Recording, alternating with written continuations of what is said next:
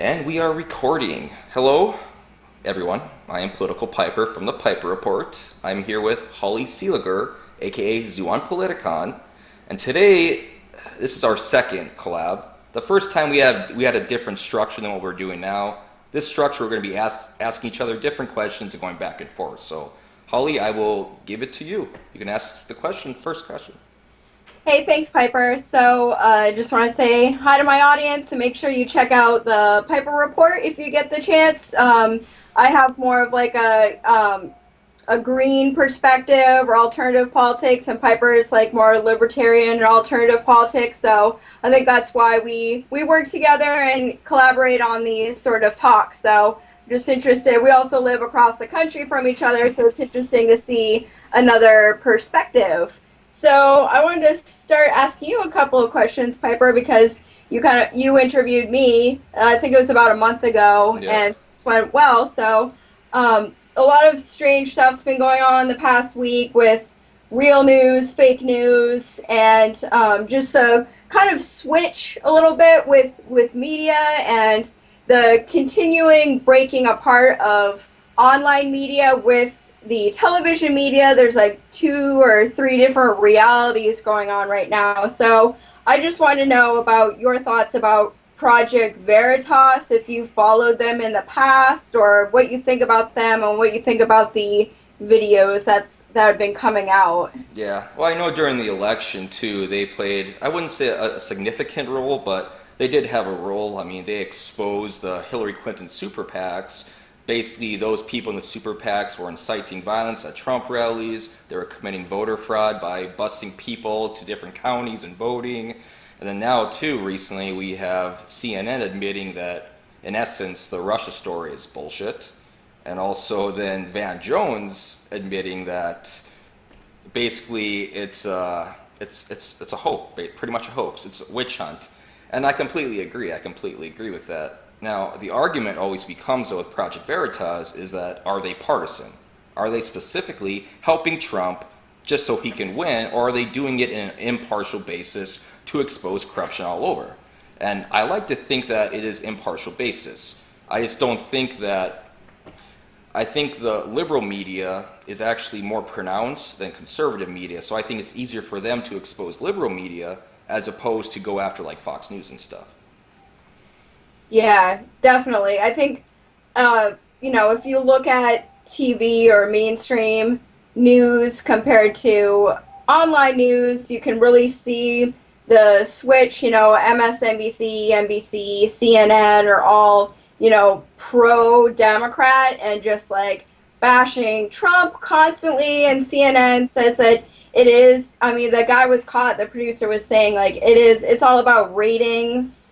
And Van Jones says that it's a, quote, nothing burger, Yeah. this whole thing with Russia. Yeah. So, I think, Project Veritas is more conservative, but it's also interesting to see investigative journalism for once. So we haven't had that in a long time. Oh, yeah, that seems really Yeah. rare. That seems really rare nowadays too. And I'm no fan of Fox News, so I would actually like for Project Veritas to go undercover and expose Fox News as well. In my mind, the whole corporate media, in essence, is just fundamentally corrupt. I mean, they have their own narrative that they have to force on the American people. They want to spread their own narrative to dictate their own policy at a national level, and I think they should be exposed, all of them. Yeah, and I think with the footage exposing that they are saying it's all about ratings, like that's what people need to remember when they see something on television, Yeah. you know? So, do you think this is going to change how people perceive mainstream media? Do you think it's going to change anyone's mind that watches TV? Not really, because I think for the most part, the corporate media is already kind of exposed. Maybe for like the older folk, maybe they might see CNN, they maybe look at it with less credibility now. But for the most part, I think this just confirms what most people already assume, that the media is only about ratings, that they don't care about the truth. If they cared about the truth, they would report on people like equally all the time, and they don't do that. So I think it's, for the most part, for the younger crowd, it doesn't really do anything except confirm what we already believe. But the older crowd, they might kind of get turned off a little bit by it. Yeah.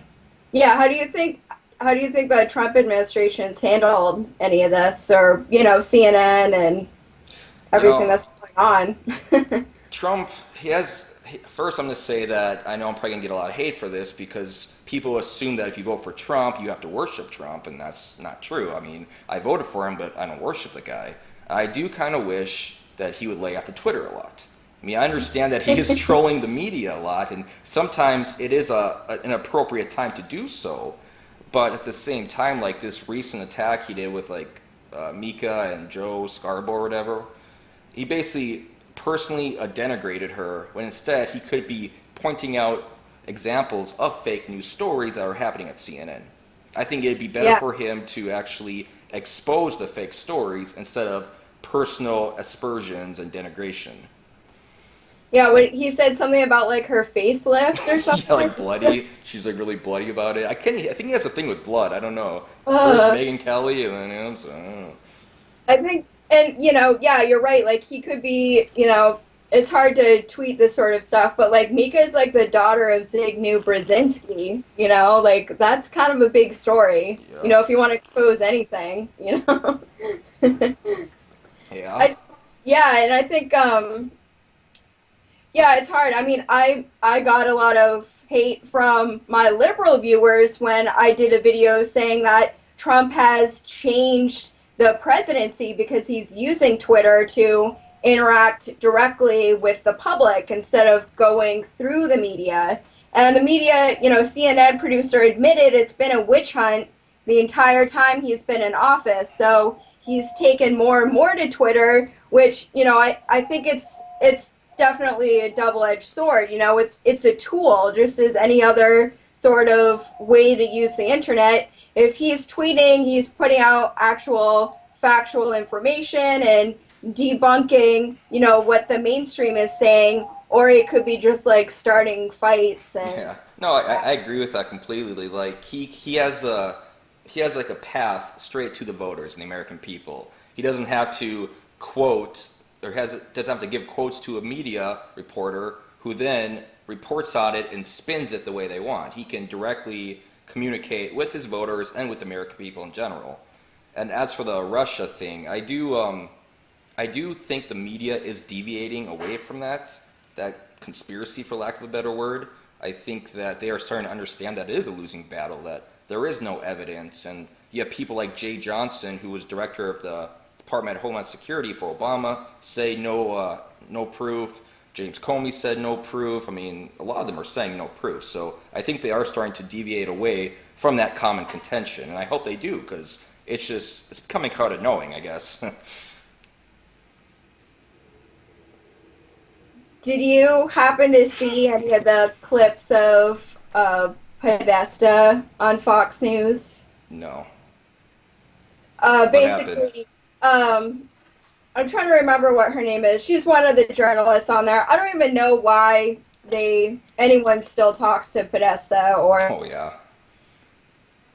why he gets paraded around at all, but he was on Fox News, and basically the journalist was saying, well, doesn't the Democratic Party have ties to Russia? Don't you have Yeah. investments in Russian Russian companies? banks, I mean, yeah. yeah, like, don't you have direct ties to Russian companies? And he's like, oh, well, I was trying to get rid of that before, or, he couldn't answer it, and she was actually, kind of going after him about it. So it's like, I feel like the Russian story works well with the older Americans, maybe like boomers and people who were raised on the Cold War rhetoric.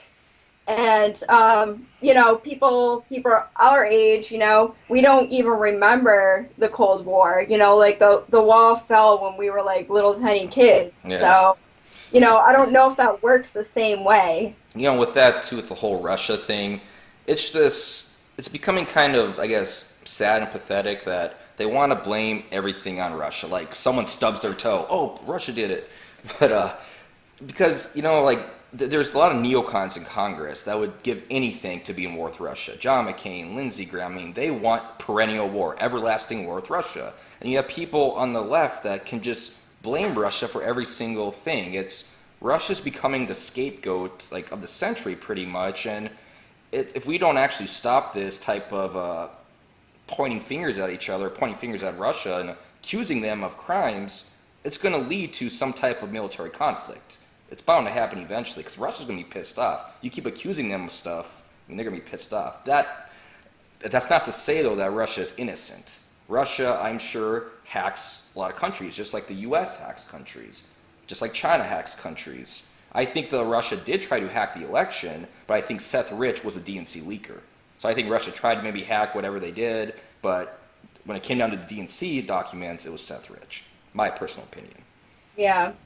Yeah, and I think, yeah, you're totally right about all these neocons. All these people are supposed to represent us. I mean, like McCain, like he was the same person pushing for the Iraq War. Like all these wars we know were fake, you know, like all these lies that we were told, and here they are again doing the same thing. The reason why I have wanted to call out this Russia thing is that leftists and liberals and Democrats are calling for war with Russia, and you know, they're supposed to be the anti-war party, you know, they're supposed to be a bunch of hippies, Yeah. and here they are, you know, like we have nothing left, you know, that's why I think the alternative media and alternative politics, we're the only ones who are saying no war right now. You know, with that too, I did a video recently, I think you commented on actually, 27 admitted false flags. And yeah, that was really good. Thank you. And in it, I mean, there's a lot of material that no one ever knew about, you know, like there's proof that the British spy agency does the same thing as CIA Vault 7 does. We found out that the Gulf of Tonkin incident was actually sunk by the U.S. to approve more war with Vietnam. I mean, the countries do false flags a lot. I mean, it's not conspiracy theory to believe that countries do false flags. That's why the whole notion of Syria using chemical weapons, I find kind of nonsensical. I think we cannot substantiate it at all. I don't think we should believe it until evidence is actually proven. What do you think about a connection between what's going on with Syria and the Ukraine and Russia? In terms of like cyber hacking you're talking about, or? Yeah, I mean, we see, you know, Russia has intimate ties with both Syria and Ukraine, and yet all these strange things are happening over there. I mean, I'm going to put on my tinfoil hat and say we're already engaged in a proxy war with Russia in a lot of ways. Yeah. So I just wondering what you think about that. I think it is indicative that, I mean, it's quite possible that the U.S. and its allies are administering false flags in Ukraine and Syria just to kind of turn the allies against Russia, or try to turn Syria and Ukraine against Russia. It would be a perfect opportunity to hack Ukraine and then blame it on Russia to try to ruin the relationship between Ukraine and Russia. So I think that it's definitely possible, but at the same time too, that it's highly likely also that Russia did try to hack into Syria, did try to hack into Ukraine and other countries, because all major countries do it. So it's kind of hard to actually distinguish between what is a false flag, what is normal, and who is actually pulling the puppet strings, if you will. Right. Yeah, exactly. And Iran as well. Yeah. I mean, the Russia, Ukraine, and Syria and Iran have all had strong ties, you know, and Russia wants to keep them on their side. And, you know, we'll just have to see. We'll have to follow. I really hope we don't get pushed into any sort of war with Syria. I know we're already like heavily involved over there. What do you think about, there was like the information coming out about how there could be another gas attack over there in Syria? I would assume that's a false flag. Just like my video of 27 admitted false flags, a Turkish government official admitted that in 2012, Turkish government was responsible for the chemical attack, and they blamed it on Syria. So it would not surprise me at all that the deep state is at work. And yes, the deep state is real. It's not a conspiracy theory. It's the Council on Foreign Relations. They are at the head of it. You can, research this. And so like I said earlier, I think that people, powerful, influential people in government, they want perennial war, everlasting war with Russia and Middle East for the sole purpose of a globalization. This globalization is their main reason and function that they want. See, this is why I like talking to you, because if I say deep state or something to some people, it's like they don't, they think I'm insane. Yeah. But you have to know your history. Yep. You have, yeah, I did a video about the 1953 coup in Iran and how the United States has been involved with Iranian politics for 60 years now. But when people said back in the 50s that the US was involved and the UK was involved, and, of course, there's the mainstream and everyone else saying, that's not true, that's crazy. They didn't have the term conspiracy theorist back then, but it was still denied.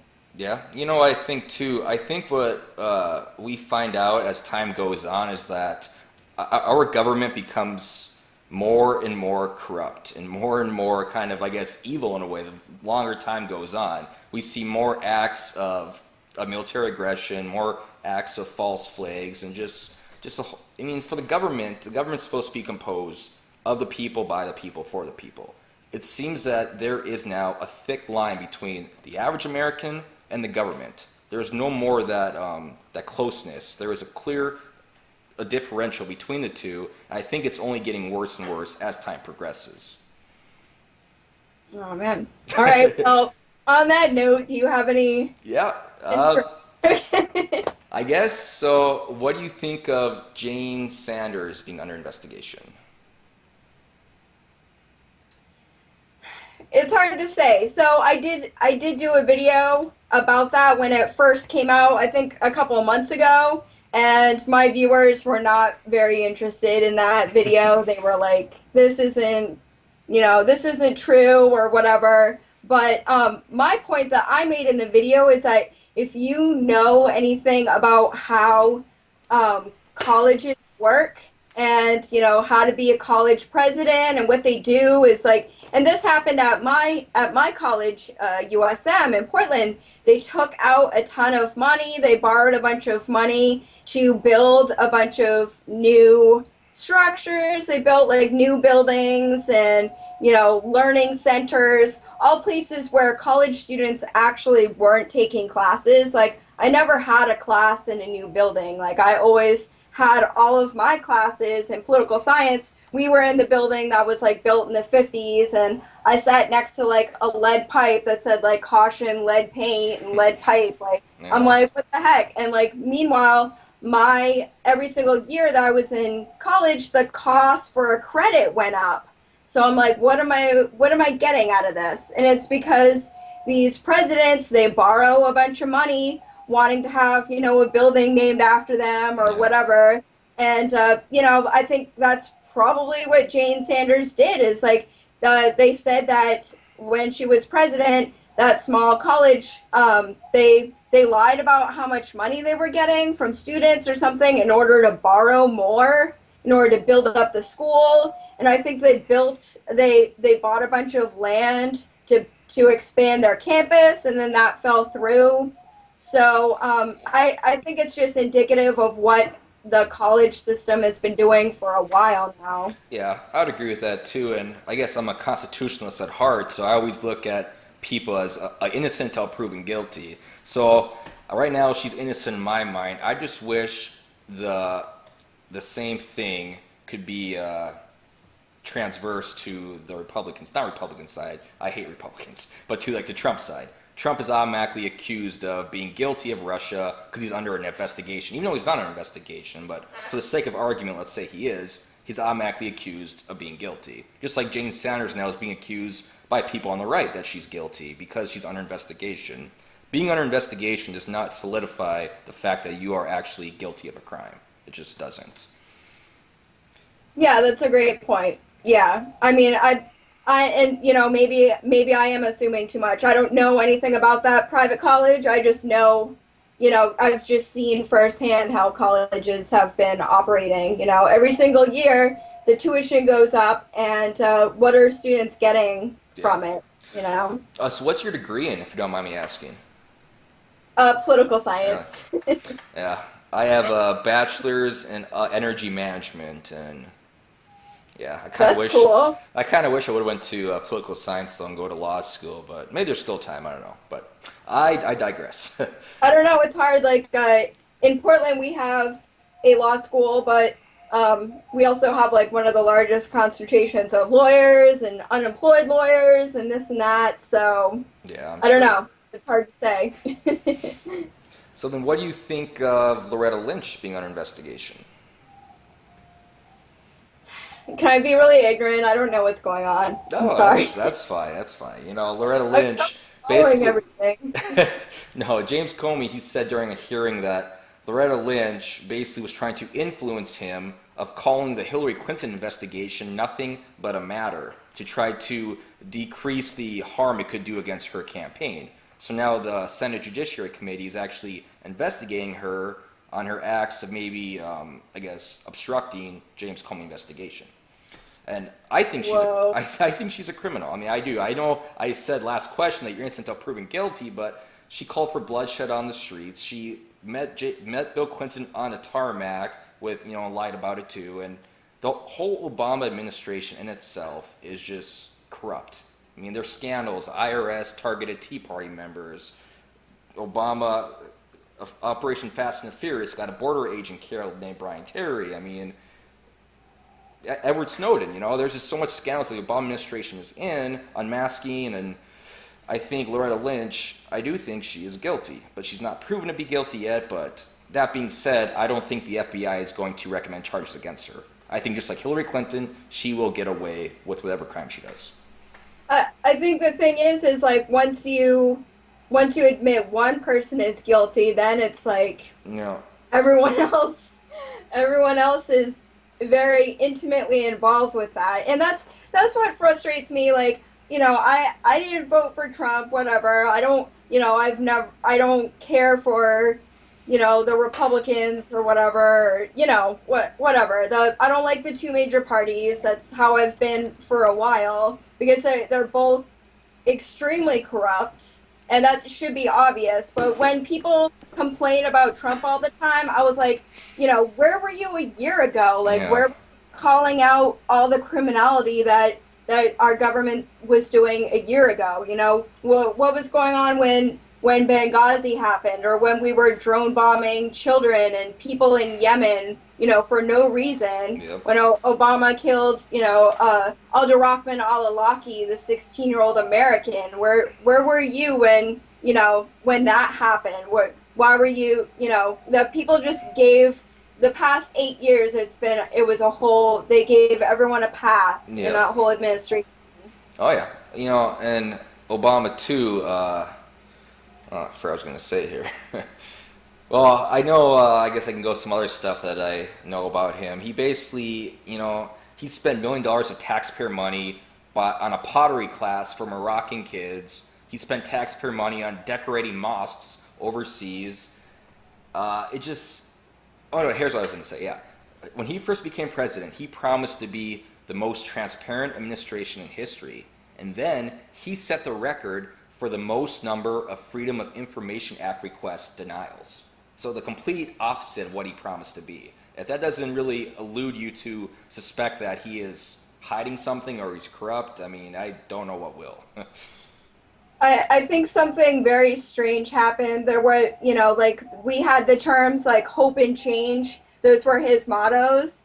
And I'm trying to remember the name. I think the artist's name is Shepard Fairey. And he made the Obama poster that said hope on it, and like the very iconic Obama poster that was everywhere in 2008. Well, Shepard Fairey, he became famous by making those obey signs and stickers everywhere. And I found that out later. I was like, and the obey sticker and everything that he made was a reference to the film They Live, where everyone's being controlled by these like evil people or whatever you want to call them, and yet Shepard Fairey's coming out with a sticker named Obey, and then next thing you know, he's making Hope and Change Really? posters. So yeah, I mean, I it's didn't know that. like not try to. I just totally went off the deep end there, but thinking about hope and change, that's what I believed when I voted for Obama. You know, I did have hope that we were going to end our wars in the Middle East and like start to focus on bring our war dollars home, start focusing on building up our country and helping our veterans and helping our schools and our fixing our roads. Like our bridges, like things are falling apart around here in the United States, and people have turned a blind eye for a generation now. So I feel like the hope and change was, but you know, it's almost it's put like a bad feeling in my stomach thinking about how we were all tricked. Well, that's how I was too. I mean, I voted for Obama in 2008, and before that, I was really anti-war. I was really anti-Bush, and I looked at Bush as a corrupt president and his cabinet officials lying to the UN about chemical weapons. And back then I was born in '89, so I don't know what old I was there, but back then you watched like CNN, MSNBC, and they're telling me that George Bush is a war criminal, that he is a Nazi. And then you turn the channel, you see Obama preaching hope and change, and then you see he's running against John McCain, who John McCain looks like a fraud. It's like, all right, well, I'm gonna vote for Obama. And then over the years, you start waking up. You're like, wow, this guy is a crook. This guy is corrupt. This administration is insane. I mean, I really woke up over the years. I guess you could say I took the red pill starting 2008 to 2016. 2012, I was for Ron Paul. I wanted Ron Paul to get the nomination. I wanted him to win. And I think that America really lost out by not nominating Ron Paul for the presidency. He was the greatest president that we never had. Yeah, I mean he's still great. I still watch the Liberty Report, yeah. and he's still just as sharp as and like he's amazing. And Rand voted against the Russian and Syrian sanctions, so we're lucky to have them. Honestly, I mean, how many people are speaking up in Washington D.C. at this point? Yeah, I'm kind of upset with that too. I know I posted on your video about that. The first article I read, it said that Mike Lee and Rand Paul voted no on the sanctions, but then it was fixed later on to Bernie Sanders and Rand Paul. And I mean, Mike Lee is a strict constitutionalist, and he never really makes decisions unless it follows the Constitution. And I never really imagined that he would have actually voted yes for blocking blocking Trump's ability to do sanctions on Russia. I was really disappointed in him with that. So that vote was like 98-2, I think, right? Oh yeah. I mean, what do we have? We've got, it's just what do we have left? We have no representation left at this point. I mean, I'm assuming the majority of people in the United States don't think think we should not be getting into another war, another entanglement. We need to clean up our own mess that we have created at this point. There's troops too in like 120 different countries worldwide, U.S. troops. I mean, do we really need to continue to expand the military-industrial complex? Or can we start maybe cutting the military-industrial complex, focusing our resources and our currency on our own problems instead of trying to solve other nations' problems? Let's take care of ourselves first before we become altruistic and help out other people. And at the very least, we should be, focusing on defense. We're admitting that, well, the MSM saying, we can be hacked by Russia at any time, or an EMP attack, or, Russia or China could do this. Maybe we should be backing everything up and like trying to fix that. Yeah. I've done videos like way in the past about that too. That I mean, we spend I think $638 billion a year on military, more than the next 12 countries combined. I think that we could cut that almost in half and focus primarily on defense, like cyber defense. So we're able to, hack into different countries, know if we're being attacked, all this extra stuff. I think we can drastically decrease the offensive conflict weapons that we make. We don't need those. We really don't need those at all. So, next question here. What do you think of Nancy Pelosi being told to step down from her own party. She just doesn't make any sense No. anymore. I mean, like she's totally gone. Like I understand like having an off day and stuff, like and I can imagine all the pressure being in DC and like constantly being like on your game all the time. But like she's been there for so long now. She makes I mean she's like Maxine Waters. The two of them just like don't make any sense. They can't get their facts straight anymore. I don't know I don't know why they want like the DNC at the very least, even if they don't change their platform at all and they still take all kinds of corporate money, at least like switch up the people who are heading your party at this point. Like Pelosi and like I brought up Podesta and like people, Maxine Waters, people who are actually speaking for the party right now, Perez. I mean, these people are, they're Fake. just yeah, they're totally fake. They look like puppets at this point. Pelosi too. I find it really funny about the Senate health care bill recently. Republicans, which I'm no fan of, but she was all upset that she couldn't read the bill. Well, in 2010, when she was talking about Obamacare, she said the exact same thing. She's like, "Oh, you have to pass it to know what's in it." She completely contradicted herself, and it's just like she's such a hypocrite. And I hate to say it, but she should be in a psych ward, in my opinion. I think she's off the deep end. So, yeah. No, that's the sad fact about a lot of our reps is they don't read the bills at all. I mean, you can see that in local office too. Like at your state house, people are rubber stamped. They're like, okay, what does the party think about this? Okay, I haven't looked at it at all, but yeah, like Pelosi admitted, I don't even know what's in this. We have to pass it for us to find out. Yeah. Yeah. Wow. Do you think the migrants in Europe is beneficial or destructive to the European Union? Yeah. Oh man, you're putting me on the spot here.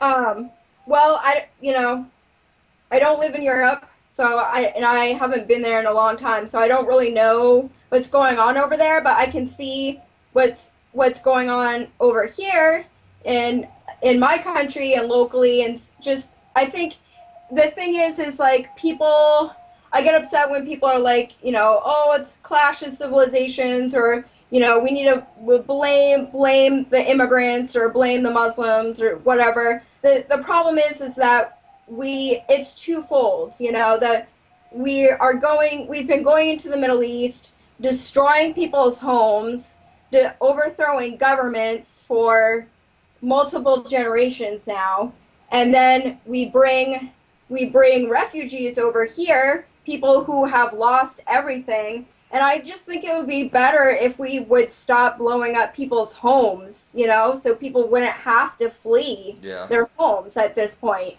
And granted, Europe, we've been destroying the Middle East more than Europe has. I mean, Europe hasn't really been they've been somewhat involved in Iraq and Afghanistan. They've been helping us out to a degree, but a lot of those countries haven't really been engaged in the Middle East wars that we have been. But it's it's easier to migrate from the Middle East to Europe than it is across the ocean to the United States, which is happening as well.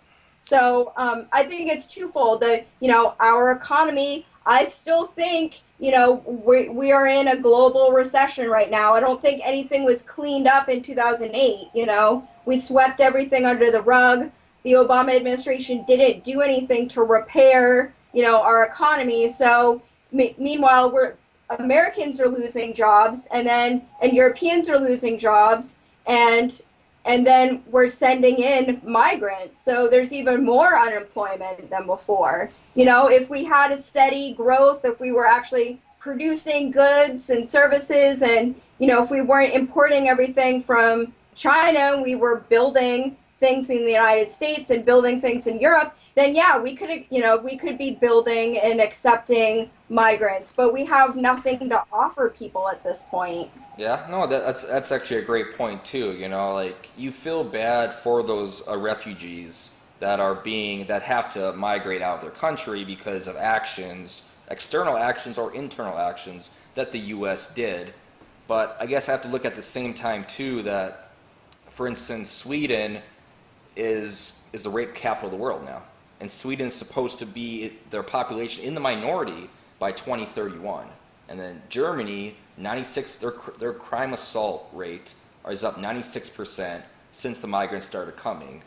So, I feel bad, like no one is questioning the humanity of these people. I'm sure these are some good people, but at the same time, they do bring crime a lot, and it kind of goes back to what I was saying earlier, that I think before you help out other citizens, you should make sure your citizens are protected and first. Take care of them first, and then be altruistic, and then help people bring them over. But like you said too, it was kind of the West and its Western allies, the U.S. and its allies, that kind of instigated this mass migration due to us overthrowing dictatorships and setting up puppet governments and all this globalization. So you do kind of pity the migrants, but at the same time, you cannot really let them destroy your own country. So it is, like you said, a double-edged sword.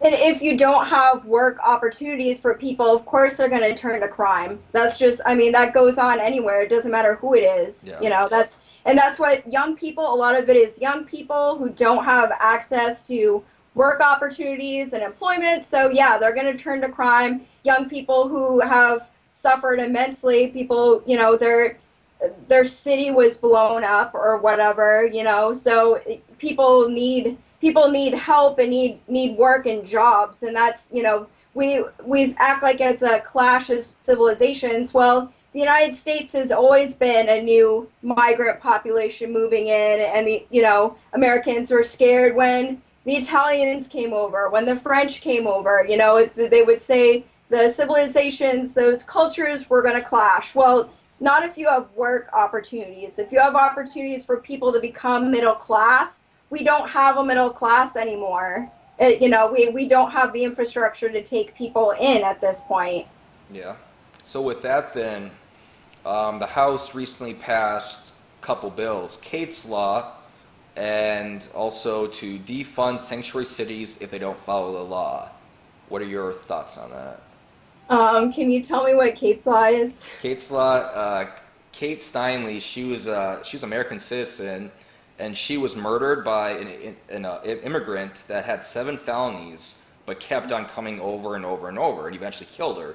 So the bill that passed, it hasn't passed the Senate yet, but the bill that passed would make it that if a legal immigrant comes over like 3 or more times, then if they get caught, their penalty becomes a lot worse. Like they get like 15 years in prison instead of just automatic deportation.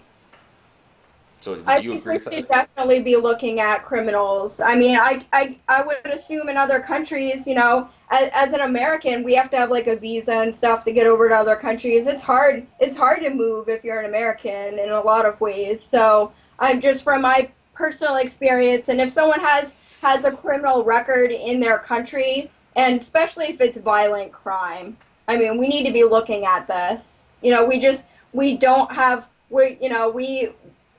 We have massive prison population. We have a huge crime rate here in the United States already. So I'm surprised it did pass in the House. I don't know if it'll pass in the Senate though. No, because the Senate can also filibuster it too, since Republicans only have 52 members and not 60. But the thing with that too is that with Kate's Law, a lot of people on the left are condemning it because they think that it's going to harm those people that have families that come over here and just work to provide for their families and either their children or send money back home.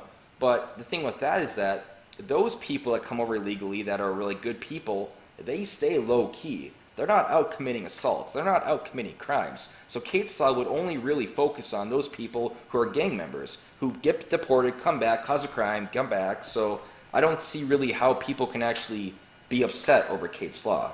Kate's Law protects American citizens by making sure violent offenders get punished if they keep coming over here.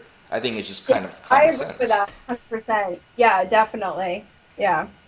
And then they also pass, now this one, I can understand why people are arguing against it. I don't agree with it, but I can understand it. But they passed a bill that would defund sanctuary cities if the sanctuary cities does not follow federal law regarding immigration. So if someone is a legal immigrant, did a crime, the cops pull them over, they would have to report it to ICE. And then ICE can decide either to deport them or not. Right now, sanctuary cities are not doing that. So if they don't do that, the federal government is going to take away their funds for the sanctuary city.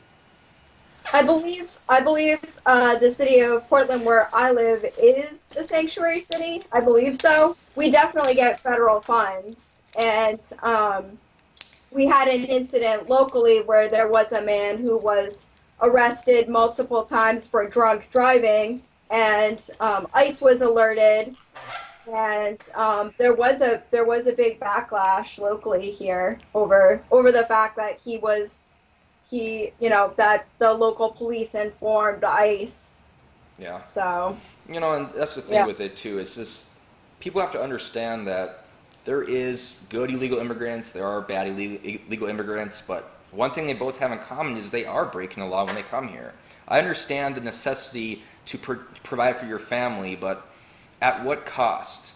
I mean, is it all right to sympathize with those who come over here to get a better life than those who are victims of illegal immigrants? Like, there's family members that died because of illegal immigrant that came over, yet people don't really focus on the family members. They focus on the tough life that led the illegal immigrant to come over here. And it's just kind of like, well, which one is more important? Which one? You can't have it, I guess I'm just talking on my ass right now. I'm just ranting, but.